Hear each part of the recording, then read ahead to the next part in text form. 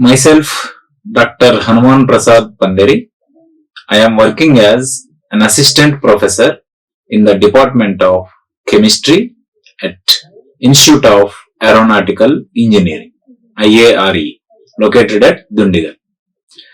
The topic today I am going to discuss is from Module 3, Gender and Labor. And the name of the topic is Women in Informal and Formal Sectors. The contents that I am going to discuss or present in this topic are categorization of workers or employers. Next, women in informal sector. Next, urban versus rural women in informal sector. Next, women in formal sector. Next, urban versus rural women in formal sector. Next, statistics of women in informal and formal sectors. Finally, references. Let's look at each of these contents in detail. The first content is categorization of workers or employers. So, workers or employers can be categorized into two categories based on their participation in informal or formal economy of particular country. Based on their participation in informal or formal economy of a particular country. For example, we are in India. So in India, the informal or formal economy. Whether the worker is contributing in or participating in informal economy, then they are informal sector. If the worker participation is in formal economy of India, then it is formal sector. Let's see. If the workers participation is in informal economy of the country, it is considered as informal sector or unorganized sector. It is considered as informal sector or unorganized sector. Whereas if the workers' participation is in formal economy of the country, means formal economy of India, then it is categorized as formal sector or organized sector. Okay, it is categorized as formal sector or organized sector. Now, our main focus is to emphasize, to stress that what is the role of women in informal sector and what is the role of women in formal sector, means especially the roles of women in informal sector as well as in formal sector, that we are going to emphasize. Okay, because as a part of gender sensitization, both men and women must be treated equally. Then only we can say that gender sensitization is achieved to 100%. Okay, so that is why our main emphasis or stress focus is on the roles of women in informal sector as well as in formal sector. Let's look at the next content. Women in informal sector means unorganized sector. Women form an important part of informal economy in almost all countries, not only in India. In almost all countries, women form important part of the informal economy. Both in terms of the number of women engaged and in terms of their contribution to the output of informal economy. So there are two terms. One is in terms of number of women engaged. So how many women are engaged in informal economy? That is the number of women engaged. And in terms of their contribution to the output of informal economy. Contribution to the output of informal economy. Okay. So let's say the nature of activities are given such as home-based, street vending, and other self-employment ventures. And other self-employment ventures. Self-employment means, vending business, self-business, any self. Okay, cloth vending, flower vending, all these things will come under self-employment ventures. Okay. So if you consider these activities like home-based street vending and other self-employment ventures, women contribution in informal sector may get underestimated. So by looking at the small kind of informal sector related jobs, people will underestimate the women. Especially women's contribution is almost underestimated. Okay, because of these small works which doesn't need any skill or which doesn't need any knowledge or which doesn't need any education, especially higher education. Okay, so but this is not perfect. This is not the actual scenario in other countries. In our country, only women's contribution is underestimated. But without these things, how the large things of farmer sector will run? One should think about it. These are very important. Street vending or home-based vending, any home-based business like a hotel.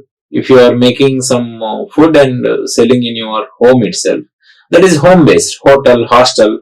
Without these things, farmer sector cannot grow. So that is why these contribution is very crucial.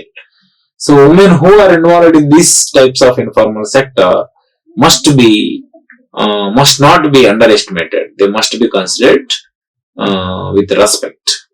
Okay, so the reason being that the economy from informal sector is too low to support a family. So one of the reasons to underestimate their contribution is that their economy from the informal sector, by involving in these kind of home-based and other vending, street vending or any type of vending businesses. So the economy from these informal sectors is too low, very low to support a family. So it is so low that one cannot support one's family. Okay, that is why mostly the contribution from these kind of informal sector will be underestimated. Okay, so I hope you understood how women are facing the situation in informal sector. Now let's go to the next content. Urban versus rural women in informal sector. So urban women means the women staying in cities or towns. Rural women means the women staying in villages. Okay, so urban means women staying in cities or towns, whereas rural women stands for those staying in villages. Okay, so in India, women comprise about 1/3 of the working force. So if you take India, so 1/3 of the working force is contributed by women. What do you mean by 1/3 of working force? 33% of employers, 33% of employees is contributed by women. The number of women workers employed in the unorganized sector is higher in rural areas than in urban areas. Because in rural areas, the economy or the jobs in formal sector opportunities are very low. That is why the number of women workers employed in unorganized or informal sector is higher in rural areas than in urban areas. Okay, so because of less job opportunities for women in urban areas or city areas or town areas. Okay, a majority of the women in rural areas work in the agricultural sector. If you take or if you consider women in rural areas, majority of them work in agricultural sector. So majority of women in the rural areas work in agricultural sector. So agricultural sector is considered as informal sector or unorganized sector. So as I said previously, so informal sectors must be considered with respect, because without agricultural sector, industrial sectors, other sectors cannot run smoothly. So that is why informal sector plays very crucial role in smooth running of formal sector. One must take a note of this and one must keep this in mind. Okay. In urban areas, women are engaged in a variety of occupations like petty trades. What do you mean by petty trades? Like vegetable sellers, flower sellers, ironing of clothes, construction work, domestic maids. Okay. So vegetable sellers, women selling vegetables in cities we are seeing. Flower sellers, women selling flowers in cities, ironing. So women pressing the clothes in cities.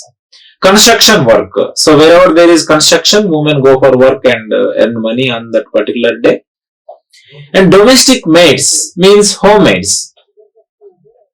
Means if some 3 or 4 bachelors are staying in home, let's say, then they cannot cook their food. So they will appoint a maid for cooking purpose. So they are called homemaids. So they are also mostly observed in cities, because in villages nobody will prefer that. Everybody will cook on their own. And that needs some money. We have to give, one needs to give salary for the maid, right? So rural people generally will not afford that salary. So they do themselves. Okay. So this will be observed in cities. So that is why urban areas. Okay. Since most of the activities in informal sector generally require less skill and less education and are of traditional in nature, a significant proportion of women workers in India are in this sector. This sector means informal or unorganized sector. So this is very important according to society aspect.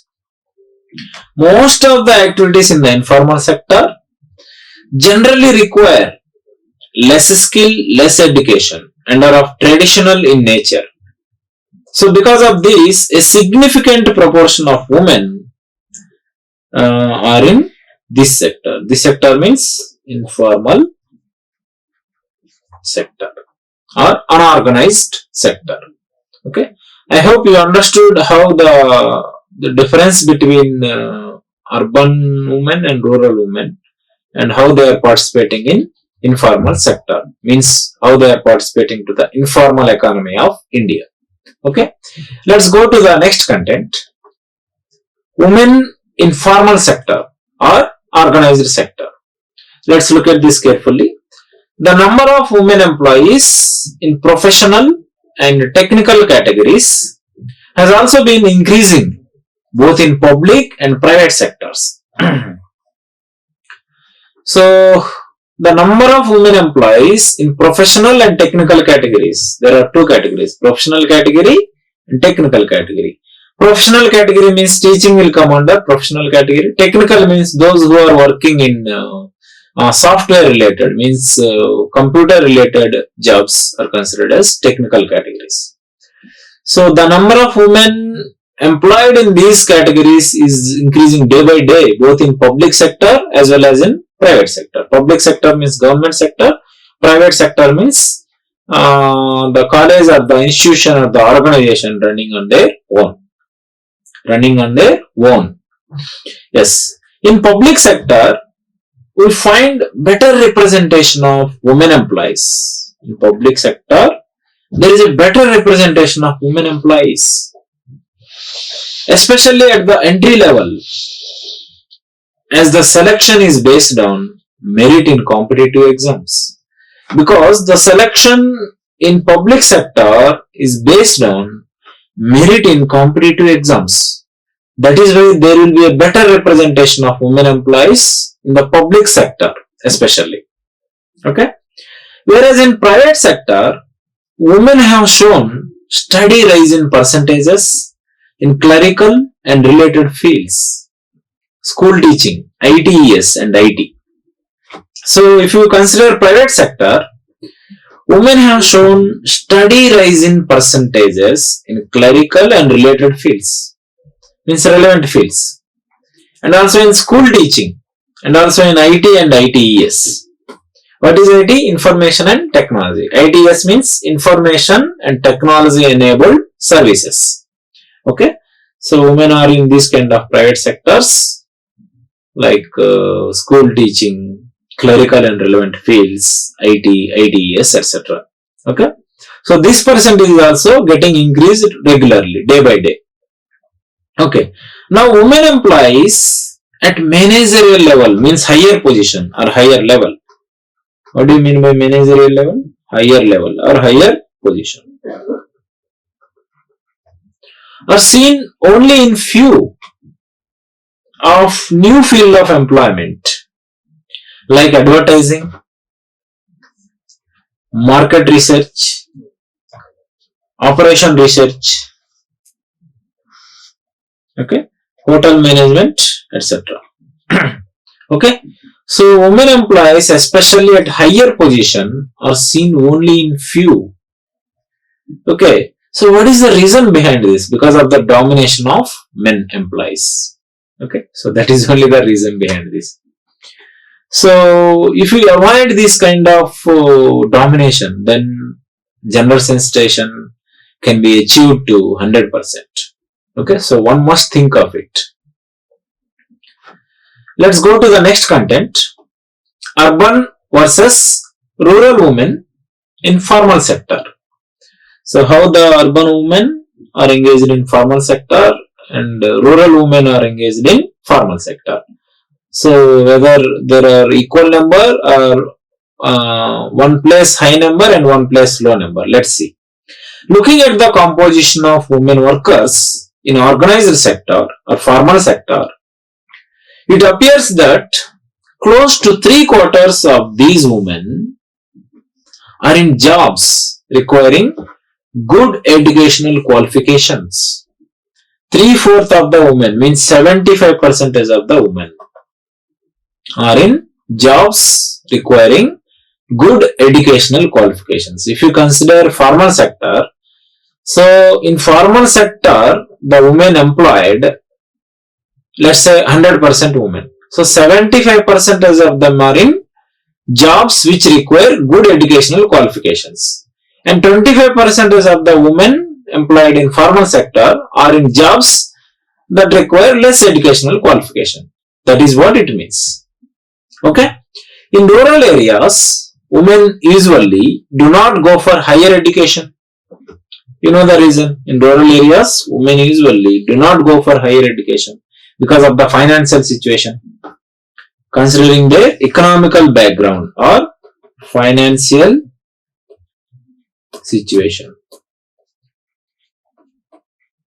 Okay, this is found to be an urban phenomenon leading to the conclusion that rural women are largely excluded from jobs in organized sector. So the number of women employed in formal sector is higher in urban areas than in rural areas. Whereas in case of informal sector, the number of women employed are higher in rural areas than in urban areas. But here the case is reverse. Okay, because of the less chance for higher education of rural women. So by considering their financial situation or economical background. Okay. So the reason being that they predominantly belong to the educationally deprived category. So it is also called educationally deprived category. So this is because of what? This is because of poor economical background. Right? Yes. So I hope you understood how the participation of women is in formal sector and in informal sector, in urban areas as well as in rural areas. In urban areas, the women's contribution is high in formal sector compared to in rural areas, whereas in informal sector, the contribution of women is higher in rural areas than in urban areas. The reason is that in urban areas, the jobs require higher education. Generally, rural area women will not go for higher education by considering their poor economical background. So, which is also called economically or educationally deprived category. Okay. So, that is what is the employment of women, urban versus rural in formal sector. Let's look at the next content. Statistics of women in informal and in formal sectors. Let's see the statistics means number. Statistics is nothing but number. If you consider manufacturing sector, the average hourly salary means salary per hour for men is 256 rupees and for women it is 192 rupees. Okay. So gender pay gap is around 35%. So what is manufacturing sector? It belongs to secondary sector. Primary is agriculture, secondary is manufacturing, garment and all. Tertiary is service sector like IT, ITES.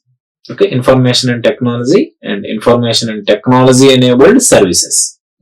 Now IT services, this is tertiary. The average hourly salary for men is around 361 rupees. For women it is 240 rupees. Means women are earning less compared to men. So the gender pay gap is 34%. With respect to healthcare and social work, which is also tertiary sector, means service sector, the average hourly salary for men is around 241 rupees. And for women, the average hourly salary is 178 rupees. And the gender pay gap is 26%. If you consider education and research category, means it is neither primary, nor secondary, nor tertiary. So it is education and research. Means if you consider during the employment, education and research. So this will come under education only. Okay. So in education, stipend will come, right? So that is what is average hourly salary. For women, it is only 171 rupees, but for men, it is 220 rupees. Because the society considers that men are strong compared to women, that is why men should be given comparatively greater amount of money per hour. Okay, so the gender pay gap is 22%. And in all sectors, if you combine, the average hourly salary for men is around 289 rupees and for women it is around 208 rupees. Okay, the average hourly salary for women is only 208 rupees. If you combine all the sectors, if you see the average hourly salary, okay, and for men it is around 289 rupees. So men are getting more than women. As I said, according to society, men are stronger than women. But one should get rid of this thought. Women are even stronger than men. Please keep this in mind. Okay. So gender sensitization must be achieved when human thinking changes. Okay. So the references I followed are Gender Studies by Kadambari and Gender Sensitization by Rajalakshmi Kalyani. And there is a website where I have taken the statistics of women in both formal and informal sector. Okay, that is monsters.com. Okay. Thank you very much for your kind attention. All the very best. Like, share and subscribe.